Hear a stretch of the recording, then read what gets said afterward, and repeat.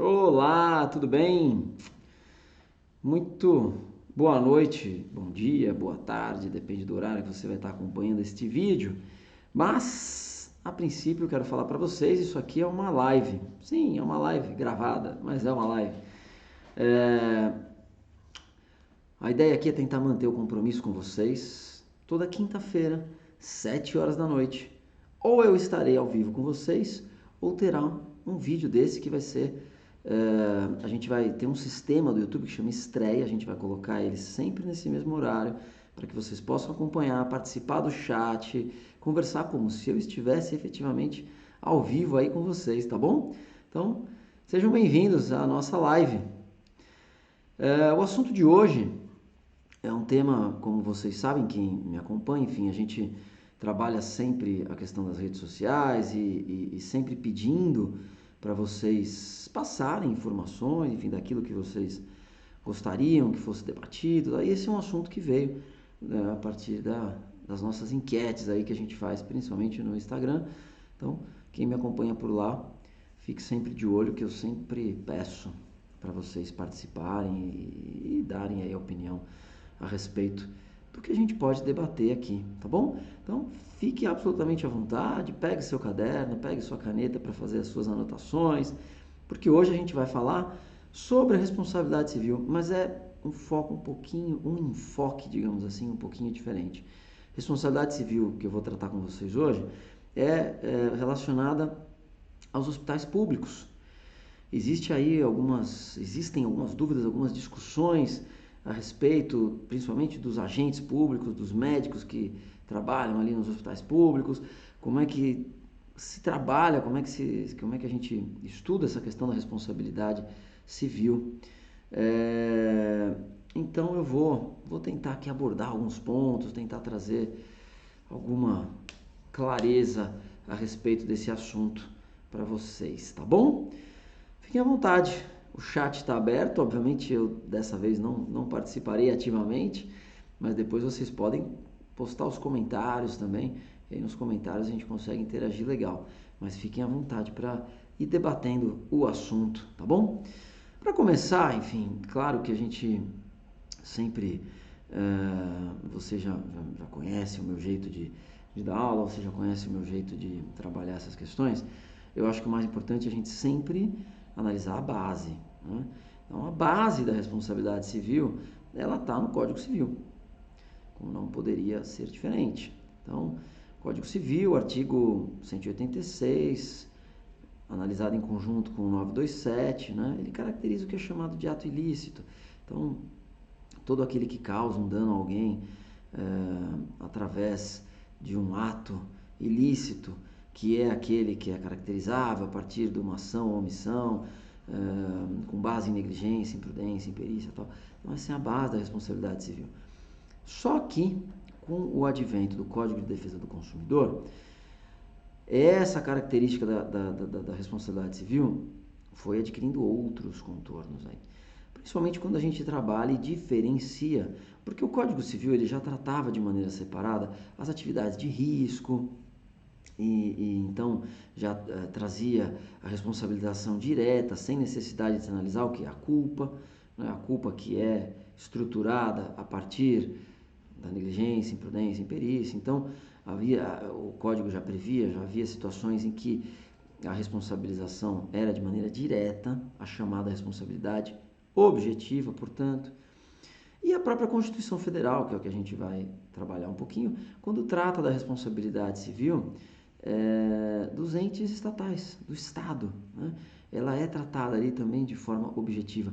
Para vocês entenderem de maneira bem rápida e bem básica, a diferença entre a subjetiva e a objetiva, de maneira descomplicada, né, como eu gosto de falar aqui com vocês, basicamente é o seguinte: a responsabilidade subjetiva é aquela que é analisada mediante a verificação da culpa, negligência, prudência e perícia. Responsabilidade objetiva é aquela em que eu não preciso avaliar a culpa. Basta que eu tenha um ato, um dano, e eu consigo estabelecer o nexo de causalidade, tá? Entre esse ato e o dano causado. Então, de maneira bem simples, é isso, só para vocês entenderem que a gente vai falar um pouquinho da base e depois a gente entra nas questões específicas, certo? Então, com o advento do Código de Defesa do Consumidor, surgiram, então, algumas características próprias, notadamente pelo fato de que a relação na área da saúde acabou sendo caracterizada como uma relação de consumo pela jurisprudência, porque uma das discussões lá no início do Código de Defesa do Consumidor, em 1990, quando veio a Lei 8.078, era justamente se a área da saúde se enquadrava ou não como uma relação consumerista. Evidentemente que ainda há defensores da tese de que não se aplica, eu sou um deles. Eu acho que doutrinariamente, pelo menos, vale a pena o debate, eu acho que não se aplica, mas é um debate hoje muito mais doutrinário, não é um debate judicial, porque no âmbito do Poder Judiciário, a jurisprudência já assentou o entendimento de que aplica-se o Código de Defesa do Consumidor. Claro que isso traz uma série de características próprias, uma inversão do ônus da prova um pouco mais simples, tal. Mas a questão é que quando a gente vai falar, e daqui a pouquinho eu já vou entrar no assunto específico, quando a gente fala de órgãos públicos e os hospitais públicos, portanto, né, a gente acaba tendo uma certa diferença a respeito da aplicação do CDC, tá? Então, só para a gente ir rapidamente aqui, tanto que o CDC já está tramitando e fase, pelo que eu pesquisei aqui, fase final de aprovação, uma lei, um projeto de lei que altera o CDC justamente para que os órgãos públicos também sejam incluídos na regra geral. Vejam só, quando a gente vai aqui para o CDC, se a gente analisar aqui, puxar um pouquinho aqui para não cortar a tela, vou ajustar aqui, muito bem. Quando a gente vai então para o CDC, a Lei 8.078 de 90, a gente vê que no artigo 3º tem uma previsão importante. Fornecedor é toda pessoa física ou jurídica, tá certo? Pública ou privada, nacional ou estrangeira, bem como os entes despersonalizados que desenvolvem atividade de produção, montagem, criação, construção, transformação, importação, exportação, distribuição ou comercialização de produtos ou prestação de serviços. Até aqui está tudo bem, porque ele fala fornecedor é toda pessoa física ou jurídica, pública ou privada, nacional e estrangeira. Só que quando a gente vai no parágrafo 2º, diz o seguinte: serviço é qualquer atividade fornecida no mercado de consumo, tá certo? Mediante remuneração, inclusive de natureza bancária, financeira, de crédito, securitária, salvo as decorrentes das relações de caráter trabalhista. Então, quando a gente vai para o CDC, porque, veja só, vamos só dar um salto aqui no CDC, quando a gente trabalha a respeito da responsabilidade, a gente vai lá no artigo 14, cadê? Pulei aqui, 14. O fornecedor de serviços, portanto, vamos lá rapidinho, fornecedor de serviços, tá certo? Artigo 3º, só para estabelecer o raciocínio lógico. Fornecedor de serviços, pessoa física ou jurídica, pública ou privada, nacional, estrangeira, tal. Só que aí ele diz serviço, qualquer atividade fornecida no mercado de consumo mediante remuneração. Então, tem que ser uma atividade, o serviço só é enquadrado no CDC, pelo menos pela interpretação aqui gramatical da própria lei, né? Tem que haver uma contraprestação financeira, certo? Aí a gente vai lá no 14, diz o seguinte: fornecedor de serviços responde, independentemente da existência de culpa, pela reparação dos danos causados aos consumidores por defeitos relativos à prestação de serviços, bem como por informações insuficientes ou inadequadas sobre sua fruição e riscos. Ou seja, responsabilidade objetiva.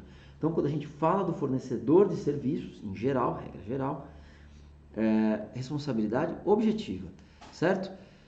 Causou dano ao consumidor por defeito na prestação desse serviço, ou, e aí é uma coisa interessante que a gente tem visto, fazendo parênteses, né? Informações insuficientes ou inadequadas sobre fruição e riscos. O que a gente tem aqui, né? A gente tem esse é um dos primeiros momentos, a lei fala em outros momentos a respeito disso, a lei do consumidor, Informação, direito à informação sobre os riscos do serviço, tá? São muitos os casos que a gente tem visto hoje de condenação, vale até depois fazer um vídeo só a respeito disso, talvez, mas são muitos os casos em que a gente tem visto condenação de médicos, hospitais, por falta da informação, tá? Informação suficiente ou inadequada sobre os riscos da atividade. Pois bem, então essa é a regra geral, mas quando a gente vai lá para o parágrafo 4º, a gente tem aqui então a exceção à regra geral. Responsabilidade pessoal dos profissionais liberais será apurada mediante a verificação de culpa, portanto, responsabilidade subjetiva. Tá, até aí tá tudo bem. Então, a gente tem aqui o hospital, em geral, ele é um fornecedor de serviços, tá? Se ele causar algum dano ao consumidor, né, por algum defeito relativo à prestação desse serviço, ele é obrigado a indenizar, certo? Independentemente de culpa. Tá? E aqui ainda tem definição, quando é que ele é defeituoso? Quando não fornece a segurança que o consumidor dele pode esperar. A gente vê tanto hoje, aliás, outro assunto bacana para a gente discutir, segurança do paciente. A gente vê tanto hoje falando sobre segurança do paciente, né? Levando-se em consideração as circunstâncias relevantes, entre as quais o modo do fornecimento, o resultado e os riscos que razoavelmente dele se esperam, à época em que foi fornecido.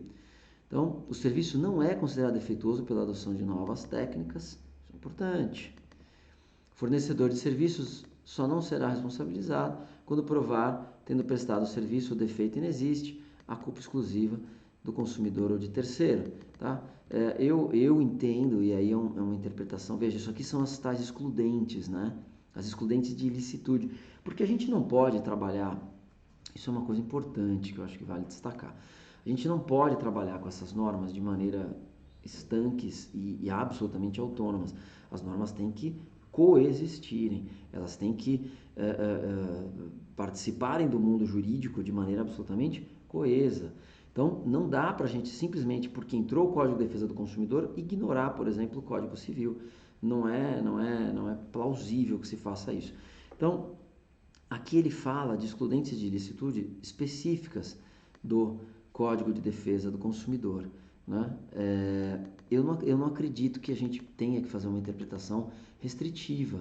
Porque, por exemplo, o fornecedor de serviços só não será responsabilizado quando provar que, tendo prestado o serviço, o defeito inexiste. Ok, ele vai provar que, na verdade, não tem defeito. Agora, aqui, culpa exclusiva do consumidor ou de terceiro. Tudo bem, é a famosa culpa exclusiva da vítima que a gente fala, enfim. Mas o fato é que, por exemplo, a gente tem casos de força maior, famoso caso fortuito e por aí vai, né? Exercício regular de um direito, são excludentes de ilicitude que, obviamente, vão atuar de maneira conjunta. Fecha todos esses parênteses, né? E aí, o que a gente tem visto é que há, sim, algumas decisões que já configuram a responsabilidade através que afastam a responsabilidade do serviço público, dos hospitais públicos, que atuam basicamente pelo SUS, afastam a aplicação do CDC.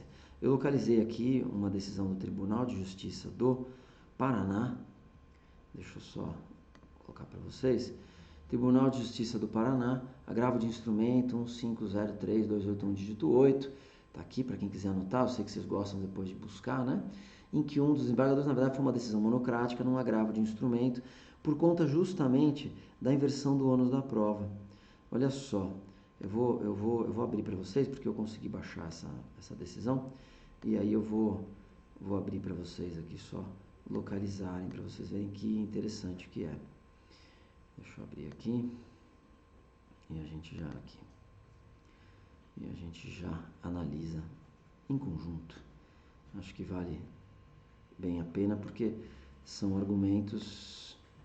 Porque aí, assim, mas qual é a diferença? Por que se aplica, por que não se aplica o CDC e tal? Aqui a gente tem uma diferença bem clara já a respeito dessa não aplicação, quer dizer, o que isso implicaria de fato num processo judicial. Deixa eu voltar aqui com vocês, a gente já põe na tela e vocês já acompanham comigo. Olha só, agravo de instrumento com marca de Arapongas, no Paraná, Município de Arapongas, está aqui, agravo de instrumento, ação de indenização por danos morais e materiais, tá? Para quem quiser anotar novamente, está aqui, ó, agravo de instrumento, número 1, 503-281, dígito 8. Entra no site do TJ Paraná que vocês vão achar esse processo. Ação de indenização por danos morais e materiais, inversão do ônus da prova, olha só, impossibilidade, inexistência de relação de consumo, certo? Serviço público custeado pelo Sistema Único de Saúde. Precedentes do Egrégio Superior Tribunal de Justiça e deste Tribunal. Inteligência do artigo 57, parágrafo 1º-A, recurso provido. Então, trata-se de agravo interposto contra a decisão tal proferida pelo juiz de primeiro grau, por meio do qual, com base no CDC, deferiu o pedido de inversão do ônus da prova feito pela autora.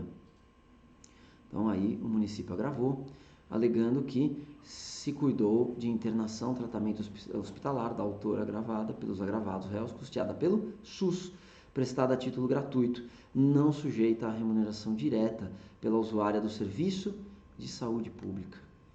Olha só, a relação jurídico-tributária por meio do qual são obtidos recursos financeiros para custeio da saúde pública é incompatível com o conceito de relação de consumo.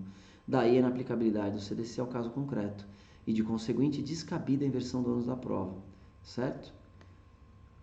Então, houve o pedido para que fosse reconhecida a inaplicabilidade do CDC ao atendimento hospitalar prestado à gravada autora por meio do SUS e, por tal razão, fazer derrogar a decisão de inversão do ônus da prova.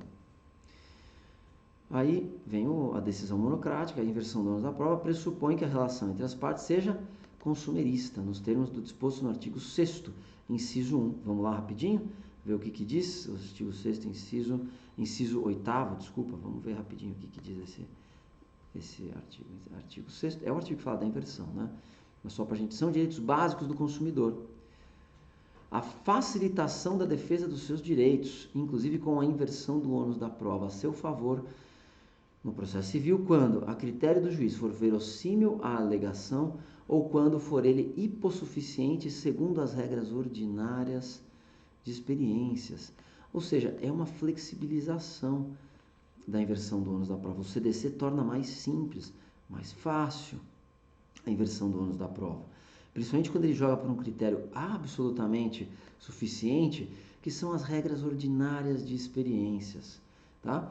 Quando ele fala aqui de hipossuficiência, não é hipossuficiência financeira, que a gente está acostumado a ver, por exemplo, para o benefício da justiça gratuita e tal.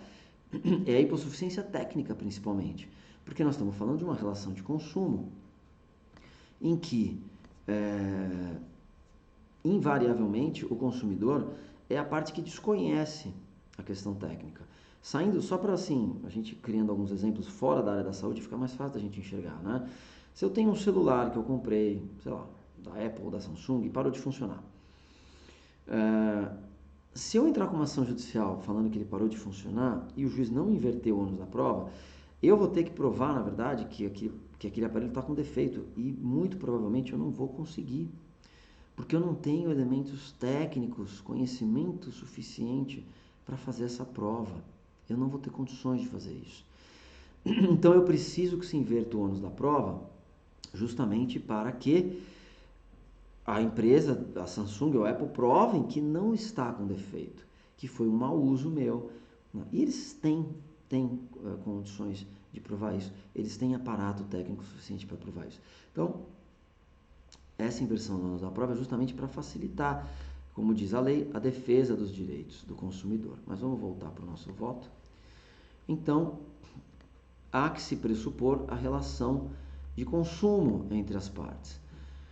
E aí prossegue o desembargador: a relação existente entre o agravante e a agravada é jurídico-administrativa e não consumerista, pois inexiste qualquer tipo de remuneração direta no serviço prestado pelo SUS, vez que o custeio é feito mediante receitas públicas, não podendo se falar em relação consumerista e, consequentemente, em aplicação das regras do CDC. Nesse sentido, já se manifestou o STJ.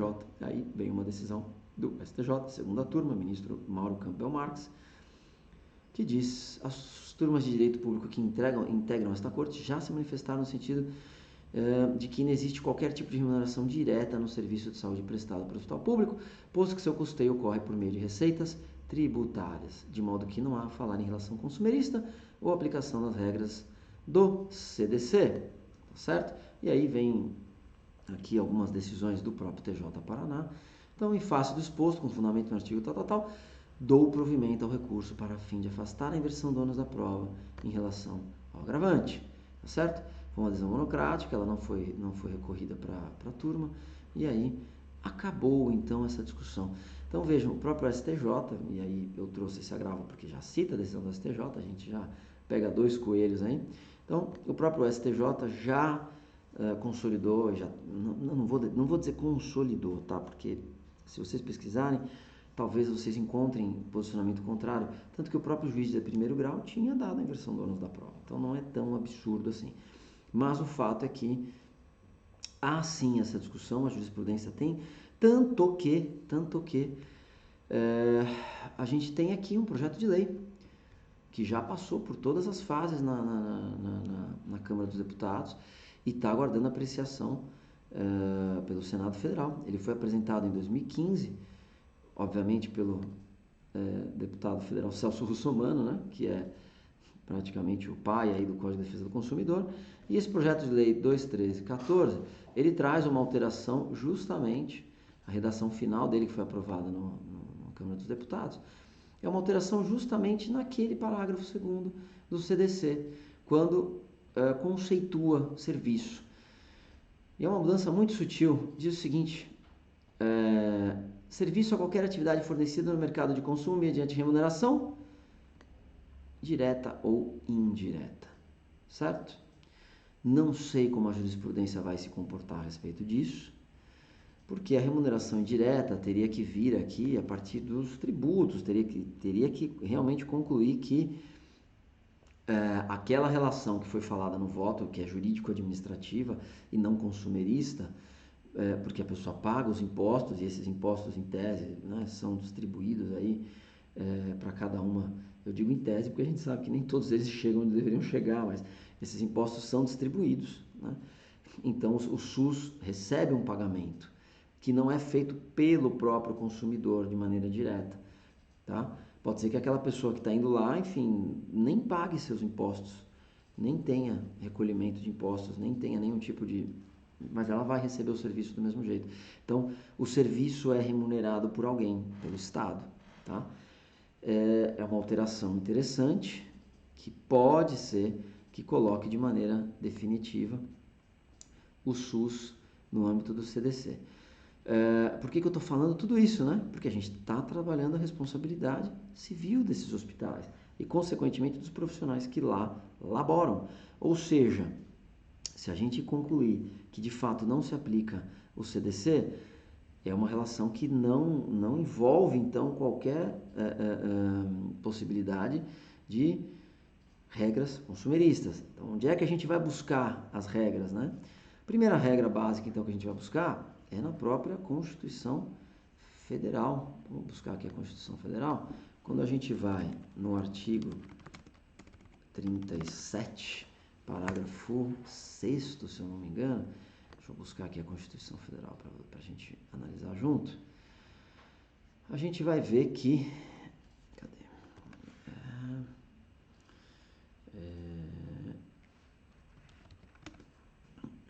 37, cadê o artigo 37? Sumiu aqui da minha tela. Vamos lá, 39, tô chegando, gente. 37, vamos lá. O que diz o artigo? Na verdade eu já tinha colocado ele num outro arquivo aqui. Peraí que eu vou... Aqui, mais fácil até da gente ler. Eu já tinha colocado aqui, porque no Word eu consigo abrir, ampliar bem e tal, vocês conseguem ver comigo. Então aqui é a Constituição Federal, tá? Artigo 37. Administração pública, direta e indireta, de qualquer dos poderes da União, dos Estados, do Distrito Federal e dos municípios. Quando a gente fala direta e indireta, o que? A gente inclui as autarquias, as fundações públicas, tal. Obedecerá aos princípios de legalidade, impessoalidade, moralidade, publicidade e eficiência. Esses são os princípios que regem a administração pública. E também ao seguinte, e nós vamos lá no parágrafo 6º.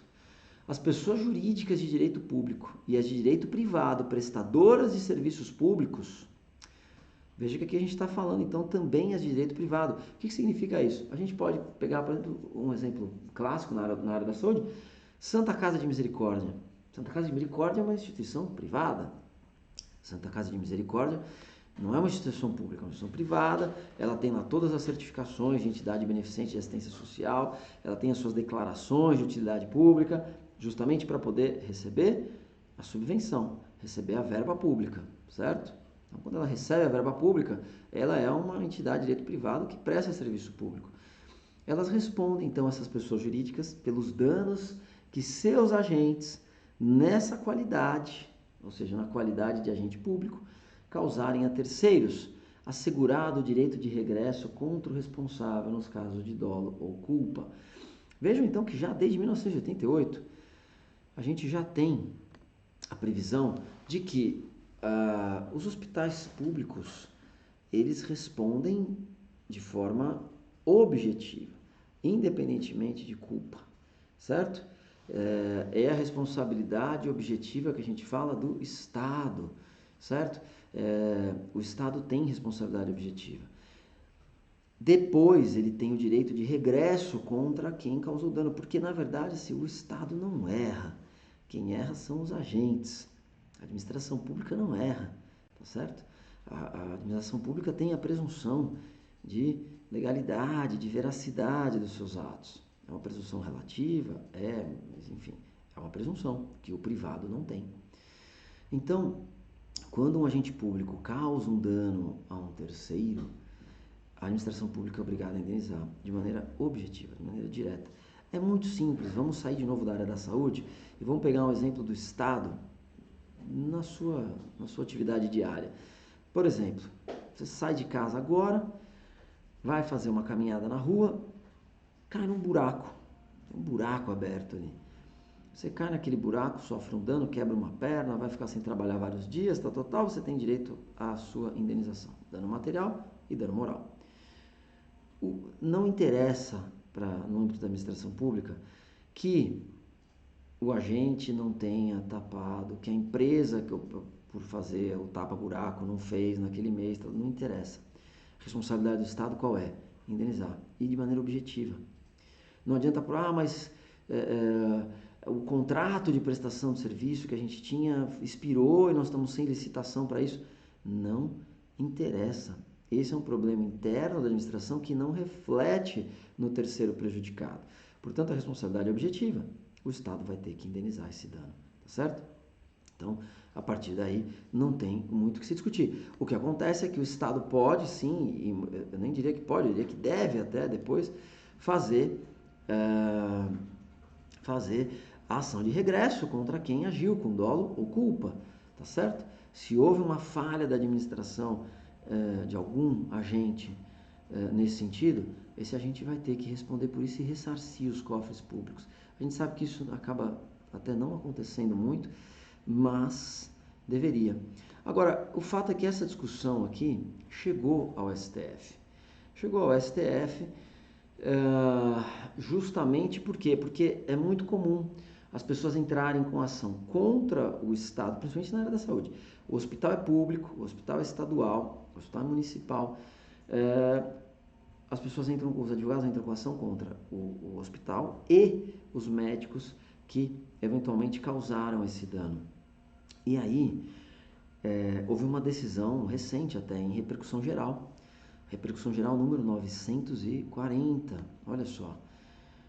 A teor do disposto no artigo 37, parágrafo 6º da Constituição Federal, a ação por danos causados por agente público deve ser ajuizada contra o Estado ou a pessoa jurídica de direito privado prestadora de serviço público, sendo parte ilegítima para a ação o autor do ato, o autor do dano, o causador do dano, assegurado o direito de regresso contra o responsável nos casos de dolo ou culpa.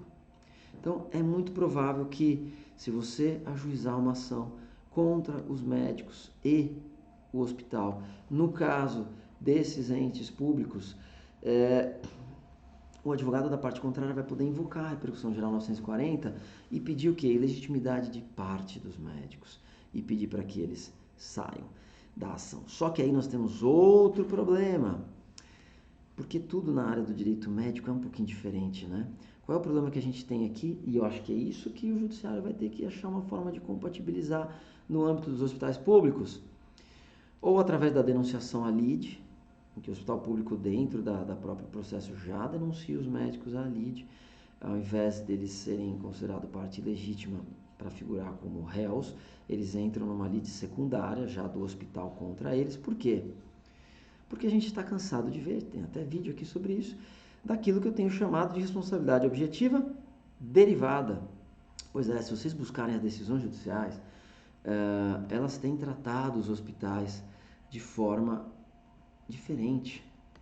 As decisões judiciais diz o seguinte: a obrigação de indenizar, nesses casos em que envolva a prática médica, ela só é possível se você provar a culpa dos profissionais, né? Então fica difícil a gente trabalhar essa questão. Quando você... veja só, vou pegar aqui uma... Da onde é essa aqui? TRF Primeira Região. Vamos dar uma checada aqui rapidinho. Olha só. A Fundação Universidade Federal de Mato Grosso, na qualidade de mantenedora do Hospital Universitário Júlio Miller, responde objetivamente pelos danos resultantes de ato cirúrgico a que foi submetido o autor naquele nosocômio. Olha só, para você ver que houve dano num ato cirúrgico praticado pelos médicos dentro do hospital, você precisa provar de alguma maneira que esse ato cirúrgico foi, digamos assim, eivado de culpa, negligência, de negligência, imprudência e perícia, tá certo? É difícil você trabalhar. Olha só esse outro, da primeira região também. Sendo objetiva a responsabilidade do hospital conveniado e do INAMPS, estes respondem pelos danos causados ou produzidos diretamente por agentes que estavam a seu serviço, independentemente da apuração de culpa ou dolo. O Constituinte estabeleceu para todos os entes do Estado e seus desmembramentos administrativos a obrigação de indenizar o dano causado a terceiro por seus servidores, independentemente da prova de culpa no cometimento da lesão. Adotou a Constituição a regra do princípio objetivo de responsabilidade sem culpa pela atuação lesiva dos agentes públicos e seus delegados. Quer dizer, como que vai compatibilizar isso? Ó, esse aqui é também TRF, segunda região. Se o erro ou falha médica, então aqui já matou o que a gente está discutindo, né? Se o erro ou falha médica, como é que você prova o erro ou a falha médica? Enfim, ocorrer em hospital ou outro estabelecimento público, a responsabilidade será do Estado, com base no artigo 37, parágrafo 6º. Então, assim, eu não vejo, e aí é o que a gente vai, só para a gente finalizar, é um posicionamento muito interessante do STF, que eventualmente pode facilitar o acesso às indenizações, apesar de que a gente sabe que indenização contra o Estado é sempre um pouco mais difícil, em termos de recebimento, mas o fato é que esse entendimento pode facilitar um pouco mais o acesso à indenização, mas eu não vejo como eliminar, por exemplo, a perícia médica, para dizer se aqueles agentes agiram, enfim, de maneira equivocada. E aí, olha só que complicado, como é que você vai fazer toda essa prova, eventualmente concluir que houve uma falha médica e condenar o hospital? E aí o hospital vai fazer o quê? Regressar contra esses médicos, e aí eles não são parte nessa ação. Eles não são parte nessa ação principal. E aí o que vai acontecer? Eles vão ser condenados de maneira direta por um resultado de uma ação que eles sequer puderam participar? Não dá. Vai ter que entrar com uma ação de regresso. E se porventura nessa ação de regresso, eles, como partícipes da ação aí, trazendo vários elementos a mais, provarem que não agiram, não houve culpa, não houve nenhuma negligência médica, não houve nenhuma imperícia, não houve, então, nenhuma imprudência. Como é que fica aquela primeira ação em que houve a condenação objetiva? Difícil, né? A gente vai ter que trabalhar com isso de maneira bem profunda. Tem que estudar bastante o assunto e ver como é que a jurisprudência, principalmente após a repercussão geral 940, como é que ela vai se comportar, porque essas repercussões gerais, assim, elas envolvem casos que eles não estão relacionados à saúde. Então aí você vai analisar, você vai aplicar em situações muito próprias, fica difícil de fazer a roupa caber, digamos assim, né? Então é isso que eu tinha para falar com vocês. Espero que vocês tenham gostado aqui dessa live ao vivo, gravada. E assim, toda semana, marque na sua agenda. Quintas-feiras, 19 horas, terá um vídeo novo aqui para você, ou com a minha presença pessoalmente, ou através de uma live nesse formato aqui que eu vou disponibilizar, que vocês podem nesse sistema de estreia aí do YouTube. A gente vai ver exatamente como funciona hoje, né, daqui a pouquinho. E aí a gente vai ver exatamente como é que a coisa funciona, tá bom? Deixe uns comentários, se inscreve no canal, deixa aqui o seu like. Vamos fazer esse vídeo chegar a muita gente, porque são informações que a gente tem que compartilhar, tá bom? Para que a gente possa crescer os estudos no direito médico. Muitíssimo obrigado e até a próxima. Valeu!